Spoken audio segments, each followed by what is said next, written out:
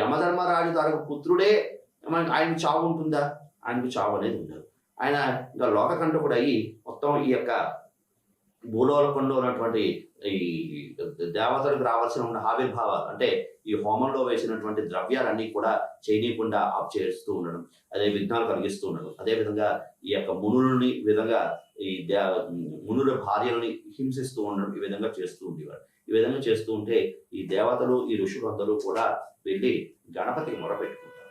గణపతి మొరపెట్టుకుంటే గణపతి తన భీకరమైనటువంటి ఆకారాన్ని స్వీకరించి ఆ హనలానుని మింగేస్తాడు. మింగేసిన వెంటనే ఏమవుతుందంటే ఆ యొక్క తేజస్సు, ఎందుకంటే హనలానుడు అందులోనే ఆ పేరులోనే ఉంది, జ్వాలతో రగిలిపోయేవాడు.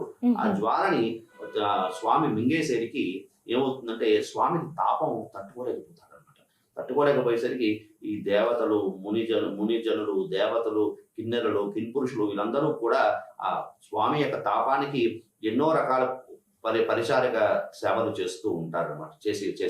చేసినప్పటికీ కూడా ఆ గణపతి తన తాపాన్ని చల్లవేయడం చాలా కష్టమైంది. అప్పుడు ఏమిటవుతుంది అంటే ఈ దుర్వాస మహాముని అదేవిధంగా కొంతమంది మునులందరూ కూడా అక్కడ ఉన్నటువంటి గడ్డిని కోసుకుని వచ్చి స్వామి మీద వేస్తారు. వేసేసరికి స్వామి తాపం అంతా కూడా తగ్గిపోతుంది. అది కాకుండా మనకి అగస్త్య మహాముని ఒక ఉపదేశం చెప్తాడనమాట గణపతికి.